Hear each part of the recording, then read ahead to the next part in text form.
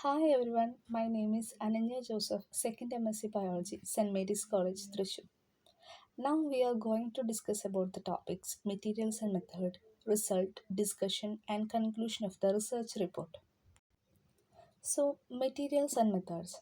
In the materials and methods section, the details of all the materials and methods used and if necessary the details of the specific techniques. The reason for providing all the necessary details is to enable any competent worker to repeat our experiment. If the result reported in our report is so significant and valuable, then it should be reproducible and get validated.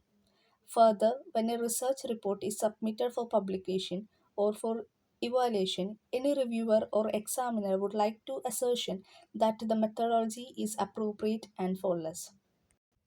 The following are a few general suggestions for writing the materials and methods. The first one is written in third person and past tense, but also encouraged the use of first person. The second one is both materials and methods are described together. Third one is experimental materials such as strain, species, etc. and the sources, characteristics, how maintained and reared are also described. The fourth one is present details in a tabular form would be ideal. Fifth one is if research involving field work, the details regarding locations were also described. And the sixth one is the presentation of the method should follow some logical sequence.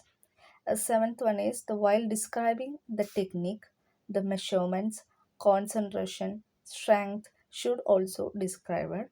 And the eighth one is in a thesis, the materials and methods be more elaborate than a paper journal. And the etc. are the suggestions when we writing methods and materials. The next topic is the result. The result means the observations. In this section of a research report is called the nucleus of the research paper. In other words, all the other sections of a report depend on the result and not vice versa. We write introduction, materials and methods and discussion to suit the results. Therefore, we will have to take extra care while presenting the result of our investigation. The following are a few general guidelines we have to bear in mind while writing the result. First is we should present the result of our investigation with accuracy, brevity, and clarity and should avoid discussing the results.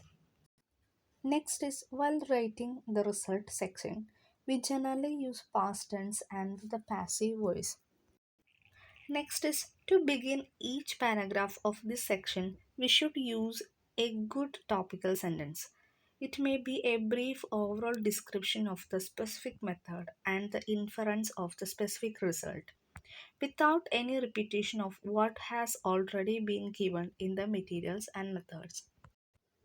Next, we do not give raw data in this section, but only processed, summarized, discriminatorily selected data in the form of text, tables, and or figures.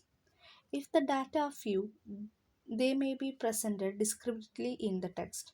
The text is used to describe and highlight the data given in the table or figure to compare effect of treatments and to emphasize the significant findings. We should avoid the redundancy of the result. That means data shown in the tables or figures should not be repeated in the text. Next, whether graphs, diagrams, maps, or any other illustrations, all of them are referred to as figures.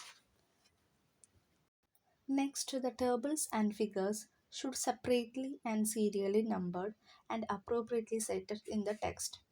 Next is the should not include the same data in both table and figures. And finally, it is presented with the headings. And we are going to the next section, this discussion. The discussion section of a research report is the most challenging section. In a good discussion, we try to bring out the principles, relationships, and generalizations shown by the result of our investigations. Not forget that this section is not meant for repeating the result but to interpret them and discuss them in the light of what is already known and importantly to state the significance and conclusions arrived out of our result. Let us consider a few guidelines that will help us to write the discussions. First, we must emphasize our key findings and their interpretations.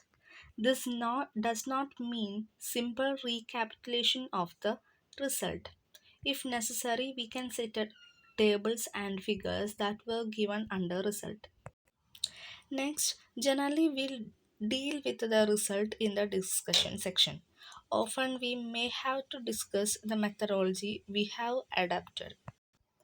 It is better to use reference of published works.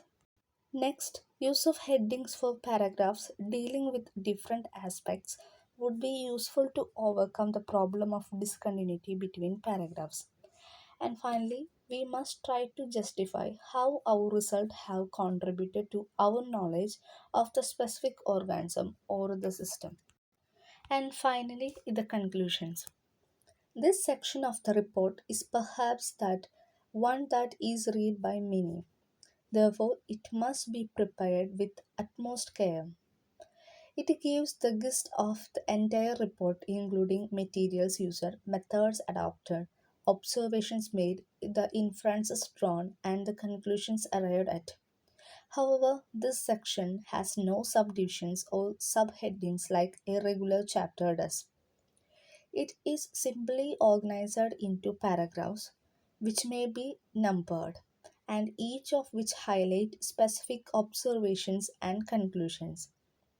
If necessary, the paragraphs may be grouped into numbered sections corresponding to the chapters. Thank you.